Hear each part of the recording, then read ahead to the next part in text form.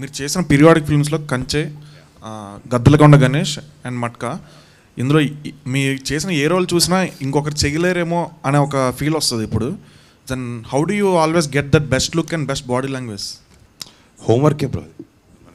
జనరల్గా అంటే you should sit and try to understand. ఎవరూ చేయలేరు అనేది కాంప్లిమెంట్ నువ్వు నాకు ఇచ్చావు, so thanks. But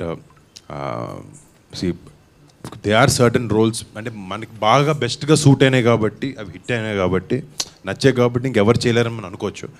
but every actor can transform himself with enough efforts.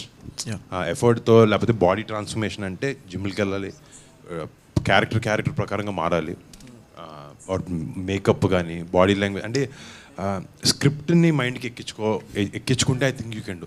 ఏదో మనం వచ్చాము షూటింగ్కి, డైలాగ్ వెళ్ళాం చేసామంటే కూడా సరిపోతాయి కొన్నిసార్లు. Some characters are that easy also, but certain క్యారెక్టర్స్కి ఎప్పుడైతే నీకు అవకాశం వచ్చినప్పుడు మాత్రం you have to try to give in your best. Because today మీరందరూ కూడా very smart, you can see and tell వీడు ఎఫర్ట్ పెట్టాడా, వీడు సరదాగా చేసేలేడా అనేది మీరు ఒక సెకండ్లో చెప్తారు. ఒక యాక్టర్గా నా జాబ్ ఏంటి అంటే, డైరెక్టర్ పేపర్ మీద ఒక కథ రాసుకొచ్చాడు, ఒక స్టోరీ, ఒక క్యారెక్టర్ నువ్వు చేయాలని వచ్చాడు. ఈ క్యారెక్టర్ని ఆయన మైండ్లో ఉన్నది బెటర్గా, ది బెస్ట్గా నేను ఎలా ప్రజెంట్ చేసుకోగలుగుతాను అనేదే మన ఎఫర్ట్. సో అదే వృత్తి ధర్మం ఉన్నది. సో ఆ ధర్మానికి నేను ఎంత కుదిరితే అంత బాగా చేయాలి, నా బెస్ట్ ఇవ్వాలి అన్న ఒక ప్రయత్నం కాన్స్టెంట్లీ. అండ్ నాకు జనరల్గా ఇంకోటి ఏంటంటే, నాకు బయట వేరే విషయాలు అసలు నాలెడ్జ్ బాగా తక్కువ. నా సినిమా నా క్యారెక్టర్స్ ఇదే చేయాలి అనేదే నాకు ఎప్పుడు ఉంటుంది.